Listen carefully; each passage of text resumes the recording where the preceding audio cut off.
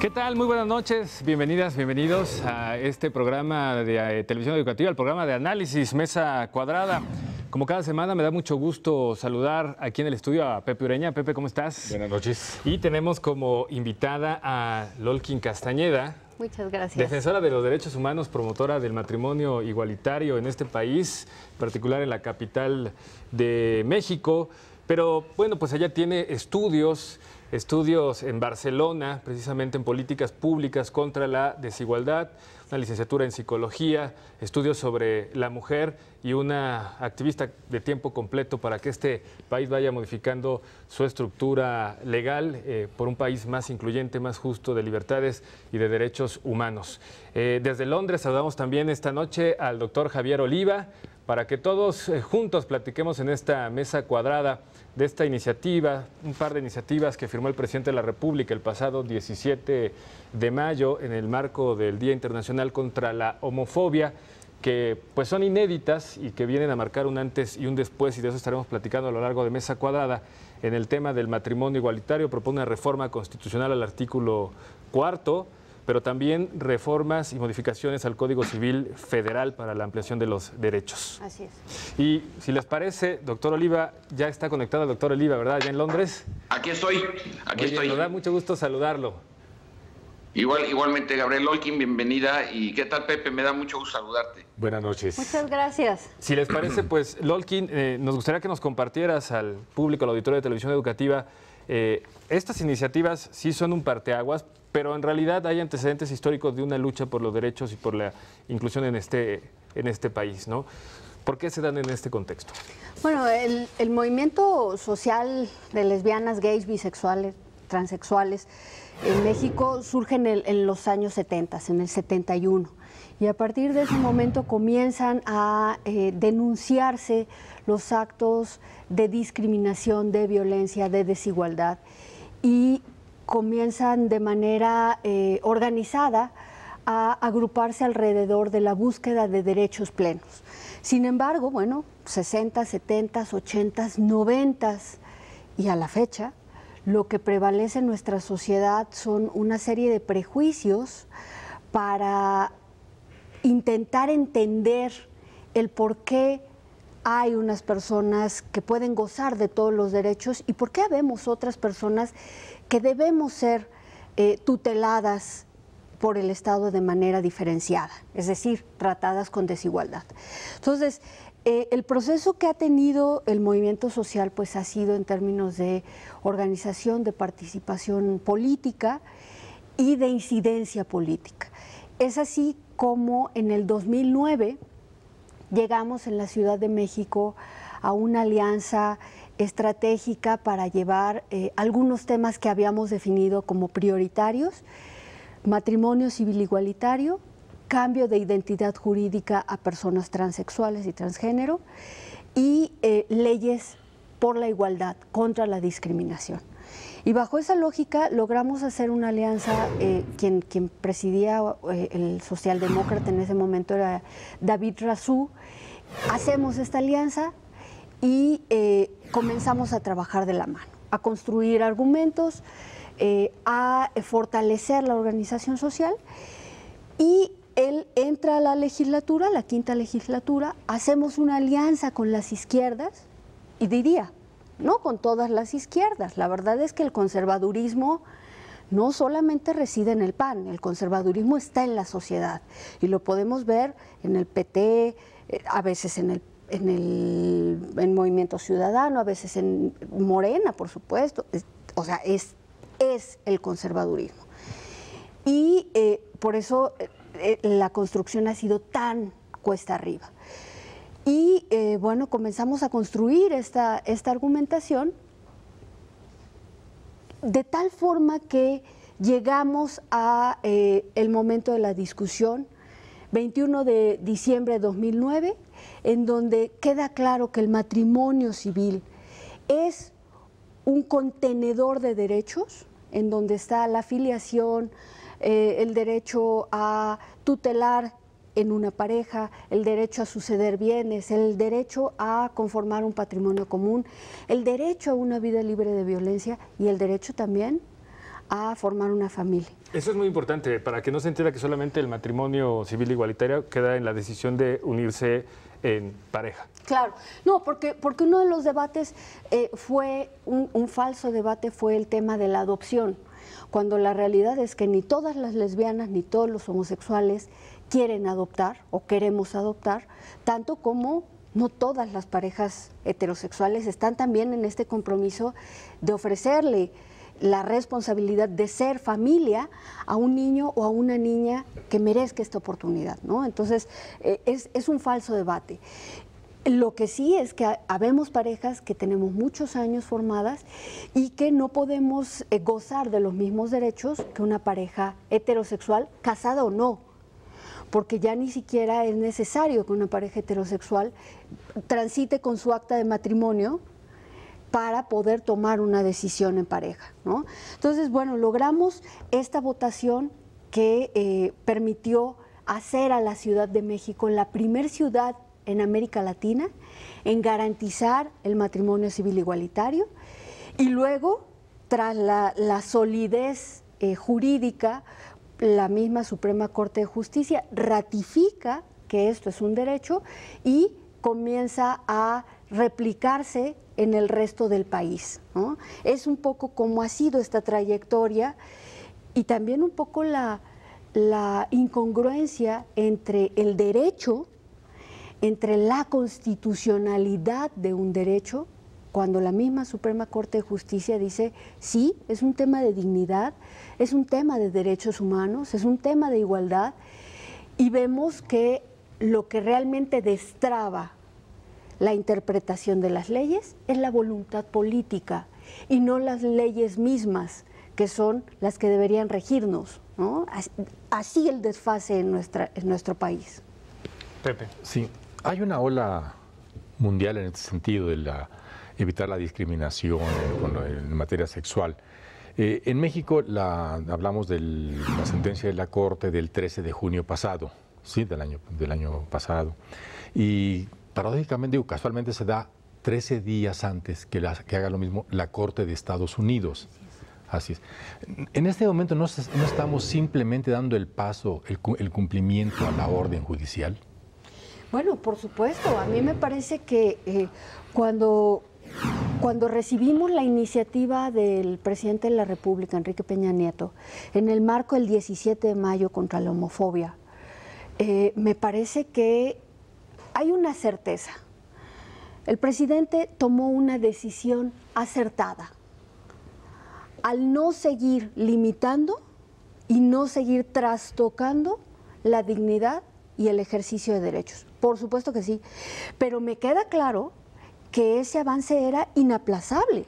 Ese avance estaba argumentado años atrás.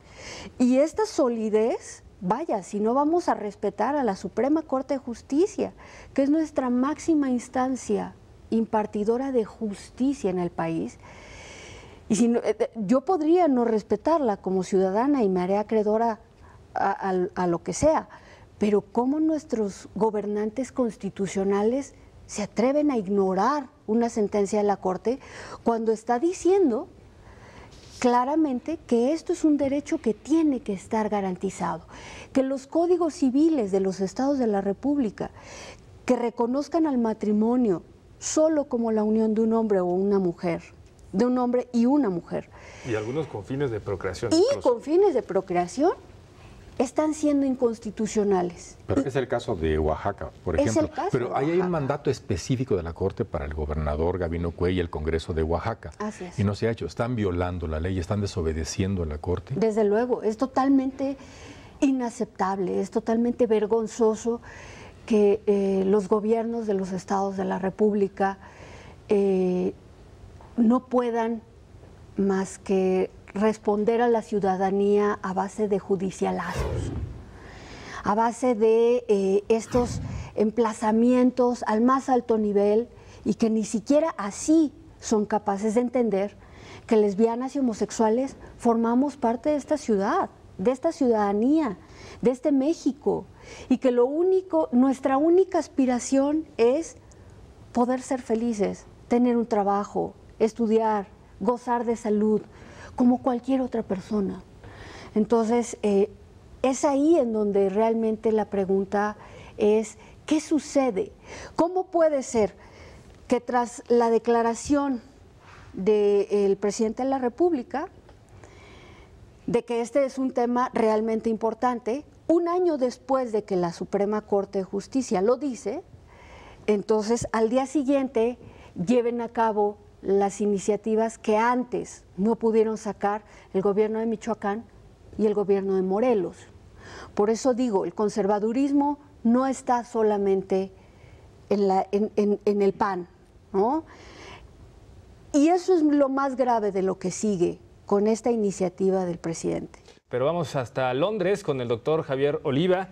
Ya Lolkin nos daba un contexto de antecedentes históricos sobre cómo hemos llegado hasta este momento en México. Pero doctor Oliva, muy buenas noches, los saludamos de nueva cuenta. ¿Qué está pasando no solamente en el Reino Unido, en Europa, en Holanda? Fue el primer país donde se aprobó, se logró esta conquista hace 15 años. Países como España. Doctor Oliva, usted nos puede dar otra perspectiva de manera más internacional. Muchas gracias, Gabriel. Nuevamente saludos a Pepe y a Lolkin. Bienvenida a Mesa Cuadrada. Sí, estuve investigando algunos datos muy interesantes del espacio europeo, en donde, por ejemplo, países como Rusia está prohibido y está penado hasta con cárcel la posibilidad o el planteamiento público de que una pareja del mismo sexo pretenda llevar una vida conyugal en este sentido. En Inglaterra, aquí en el Reino Unido, es uno de los marcos jurídicos más flexibles, más vanguardistas, podríamos decir. La primera unión, aquí no le llaman matrimonio, se le llama unión, se realizó el 18 de noviembre del 2004 y el primer divorcio fue el 5 de diciembre del 2005, porque también existe pues la figura de la disolución legal de la unión.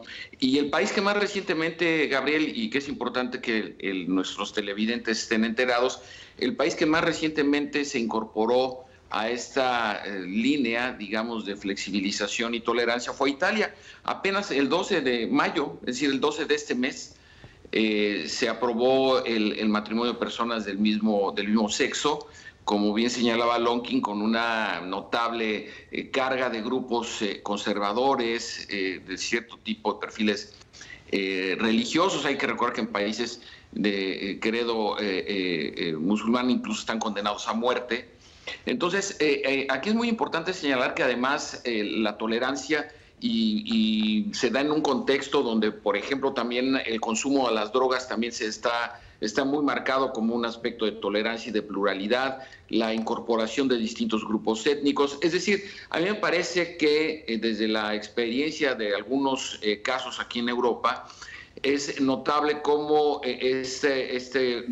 obvio y necesario y natural reconocimiento a la posibilidad de formar familias de distinto tipo, a las convencionales, va aparejado de otro tipo de libertades cívicas y de derechos de las personas, y que solamente se puede dar en democracias estables, consolidadas. Me parece que es un paso muy importante que se ha dado en México, pero no es necesariamente ser pesimista. Falta la criba, que sea cernida, que sean los requisitos que tenga que pasar tanto en la Cámara de Diputados como en la Cámara de Senadores, para que esto cobre un sentido real y no solamente quede como una intención necesaria, muy importante, muy loable del parte del presidente de la República, sino que tenga una traducción efectiva en un marco jurídico, ya que fue enviada la iniciativa, de tal manera que esperemos que sea aprobado en el próximo periodo ordinario de sesiones, que arrancará el 1 de septiembre con la entrega o lectura del informe de gobierno, y entonces, bueno, tengamos ya el marco jurídico correspondiente, e insisto, no solamente la intencionalidad o bien el reconocimiento en la Ciudad de México, porque lo que se observa mucho aquí en Europa, e insisto, particularmente en países como Portugal, España, Francia, Alemania, por ejemplo, no lo tiene reconocido, no existe todavía esta posibilidad de manera legal. Entonces son debates que tienen que ver con sociedades plurales. A mí se me parece que si pudiéramos establecer como una especie de esquema, diríamos que las sociedades plurales y tolerantes tienen cumplen estos requisitos, entre ellos y de manera muy notable el tema que estamos tratando hoy de la posibilidad de la unión reconocida de manera jurídica, dependiendo del nombre que tenga cada marco legal, de personas del mismo sexo. Y esto a mí me parece un avance muy importante en los derechos civiles a nivel mundial, si bien es cierto que en Estados Unidos también existe, pero bueno, las inercias conservadoras siguen siendo muy notables, y que en México pues obviamente no estamos exentos de ello. Pero bien vale la pena que nos sumemos como país, como cultura, como ciudadanos a este tren, ¿no? a estas consecuencias que están trayendo, insisto, el fortalecimiento de las libertades ciudadanas y las expresiones de cada uno de quienes integramos determinados colectivos. Efectivamente, bueno, México es un país plural, está a prueba si podemos crecer y ser también tolerantes.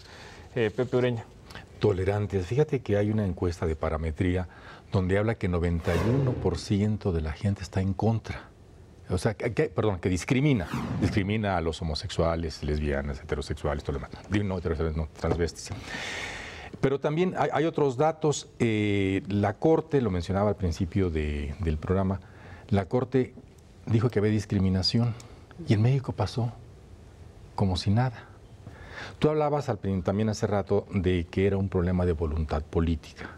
La voluntad política se puede ver desde muchos ángulos. Bueno, el presidente dio el paso, pero hablabas de grupos retrógrados en la izquierda.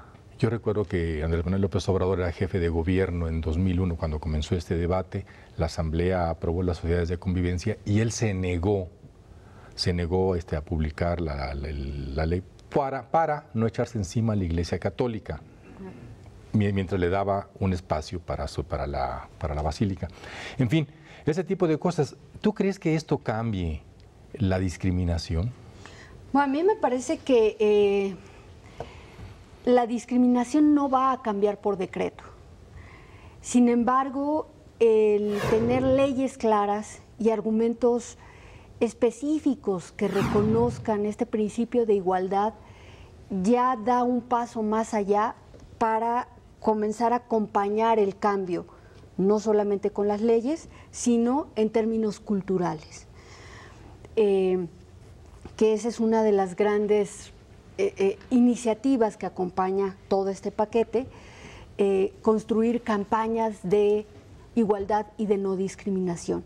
Y que además yo pienso, necesitaríamos empezar a mirarnos como parte de la riqueza y de la pluralidad de esta sociedad, a las lesbianas, homosexuales, transexuales, no solamente alrededor de una gran peluca y los tacones el día de la marcha, sino acompañarnos en toda la comunicación social, es decir, también somos familias, también hay maestras, también estamos en el ámbito de la cultura, hay periodistas, en fin, formamos parte de este gran mosaico.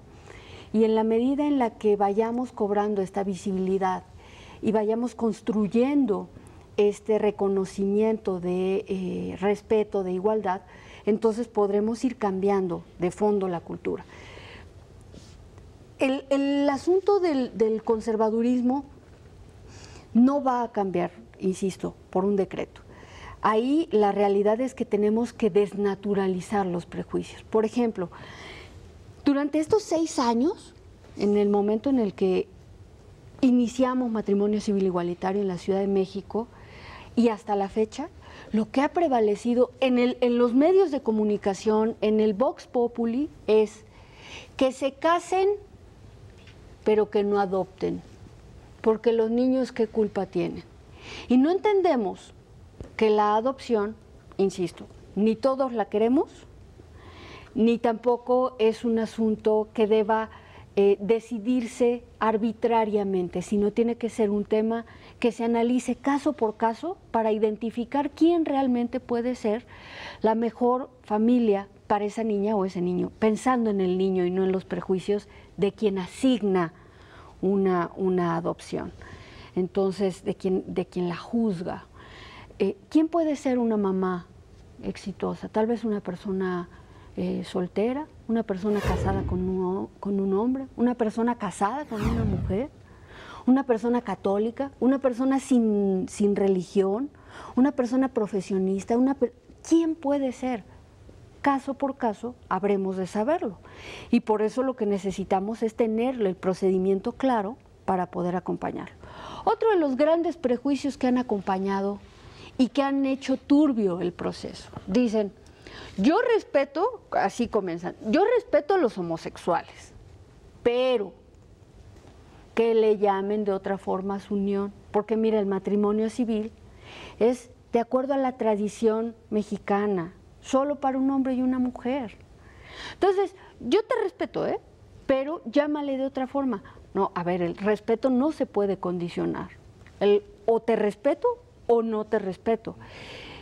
Y no puede ser ese un argumento para dejar a dos personas dotadas de derechos y a dos personas sin ninguna posibilidad de ejercer el derecho. Quisiera contarles un caso que de verdad a mí me fue muy doloroso. 2010, cuando entra matrimonio en vigor, yo contraje matrimonio con Judith. Teníamos en ese momento 7 años de vivir juntas. Y bueno, dado que yo cotizaba ante el IMSS, fui a una clínica a dar de alta a Judith. Es un trámite que, cubriendo los requisitos, tarda 15 minutos a cualquier pareja heterosexual. A nosotros nos llevó 9 meses y tuvimos que ir a una oficina, a otra oficina, llevar más documentos, un oficio, la reunión, una serie de cosas, hasta que finalmente en una reunión con Daniel Cara, que estaba al frente del IMSS, él nos dijo, tengo instrucciones del presidente de la República de no facilitar el proceso. Yo sé que es tu derecho, yo sé que estás cumpliendo con los requisitos, pero tengo la indicación de no facilitar el proceso. A lo más a lo que se comprometió es a darnos la negativa por escrito para que con la negativa pudiéramos tramitar un amparo. Y le decíamos, oye, pero te vamos a ganar los amparos, ¿está bien? Y entonces sometieron al IMSS a tener que invertir en defender una causa indefendible. En lugar de comprar medicamentos o modernizar su equipo, lo que sea, esta fue su apuesta, retrasar el ejercicio de derechos. Cuando recibí el amparo en beneficio de Judith, al día siguiente hubo un recurso de revisión pidiendo que no se me otorgara el amparo, y ese recurso fue promovido por Felipe Calderón desde la presidencia de la República, desde la presidencia de mi país. Mi presidente combatiendo a una ciudadana que solo quería ejercer sus derechos y ya había demostrado que tenía todos los requisitos. Así de grave. Y junto a él, de la mano, Javier Lozano desde la Secretaría del Trabajo. Increíblemente, pusieron a las instituciones en una decisión torpe a perseguir a la gente que no era heterosexual como ella. Entonces, eso es lo que no podemos seguir permitiendo, que las decisiones y el ejercicio de derechos sea discrecional, que para poder acceder al reconocimiento de derechos, al respeto, a la dignidad, tengamos que pasar por una serie de procedimientos y sea finalmente como un acto de buena voluntad del presidente de la República, ya no perseguirnos, ¿no? Entonces, ahí es donde tenemos que construir mucha ciudadanía y muchos cambios desde los gobiernos para poder reconocernos como parte de la sociedad. Para construir ciudadanía, y tú hablas de la importancia de los medios de comunicación. Por eso dedicamos este programa aquí en Televisión Educativa al tema. Hay una serie de casos muy vergonzosos, muy lamentables, a los que nos enfrentamos todos los días por la interpretación discriminatoria de las leyes, porque no hay un criterio de respeto para poder reconocer derechos. Bueno, después de las iniciativas presidenciales, las fundamentales para el reconocimiento del matrimonio con plenos derechos y la adopción, ¿qué sigue? ¿Qué queda pendiente en la agenda? Bueno, aquí tenemos pendiente, en principio, acompañar la discusión a nivel nacional. ¿no? Para que esto sea posible, porque habrá de ser primero una discusión en Cámara de Diputados, luego una discusión en Cámara de Senadores. Si no se modifica el dictamen, entonces habrá de avanzar para que los congresos de los estados lo aprueben y teniendo mayoría pueda hacerse la modificación constitucional. Sin embargo, de todas formas, la definición de matrimonio pasa por el ámbito de lo estatal. El Código Civil. El Código Civil estatal. Entonces, habrá de acompañar nuevamente cada uno de los avances que se hagan en los estados de la República, que por cierto ahora les dio una prisa democrática que, bueno, a mí me tiene muy entusiasmada, porque ya comenzamos a ver Morelos, Michoacán, Colima, se prevé que venga Chiapas, Estado de México, así es, ¿no? De pronto la pluralidad y la democracia en clave de derechos humanos nos está llegando a México felizmente. Entonces, este proceso apenas es cuesta arriba. Pero además de eso, bueno, en paralelo habremos de construir toda esta comunicación de argumentos, de derechos humanos, por la igualdad, que sea la que nos vaya llevando de la mano, ¿no? Y por otro lado, una de las grandes iniciativas de las que poco se ha hablado, pero que tiene todo el sentido de dignidad, es el cambio de identidad jurídica a personas trans, ¿no? Este cambio de identidad jurídica en donde una persona de manera simple pueda presentarse en un registro civil y decir, quiero modificar mi identidad jurídica de acuerdo a mi identidad de género, y entonces dejar de llamarse José Gómez y poder llamarse Estefanía Gómez o Josefina Gómez, ¿no? Y entonces con esto poder hacer toda una adecuación de lo jurídico a lo simbólico, a lo personal, en donde puedan renovar, por ejemplo, sus documentos escolares, acreditar su preparación, tramitar una credencial para votar, un pasaporte, una licencia de manejo, en fin, una tarjeta de salud, ¿no? Es esta posibilidad de que la gente tenga una identidad propia, una identidad que les permita desarrollarse en el ámbito en el que quieran, ¿no? Sí. Y con todos los derechos, porque podría suceder que alguien se jubile, por ejemplo, y no se le reconozca la antigüedad, por ejemplo, laboral, o que el SAT no reconozca, digo como ejemplo, no reconozca la personalidad del ciudadano. Pero también puede darse otro caso, que los estados, en esta premura, en estas prisas que traen, tengan la vigencia en las 32 entidades federativas del matrimonio homosexual, lésbico y demás, sin que sea letra en la Constitución. Claro, claro. Le ganarían la partida al Congreso Federal. Claro. Pues es el primer paso de un nuevo capítulo en la historia del país en materia de derechos. Lolkin, muchísimas gracias. Es un tema de la agenda social. Si nos permite, seguiremos invitando a Mesa Cuadrada y a los espacios de televisión educativa para darle seguimiento.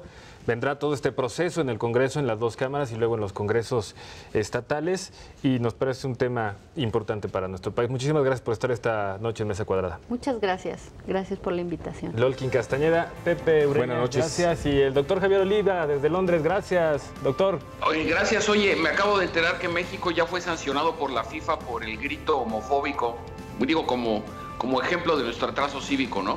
Efectivamente, hay que revertirlo y por eso aquí en Televisión Educativa abordamos el tema. Gracias, doctor Oliva. Nos escuchamos la próxima semana, el domingo 5, día de elecciones, una transmisión especial de Mesa Cuadrada. Muy bien. Gracias, hasta la próxima semana. Hasta pronto.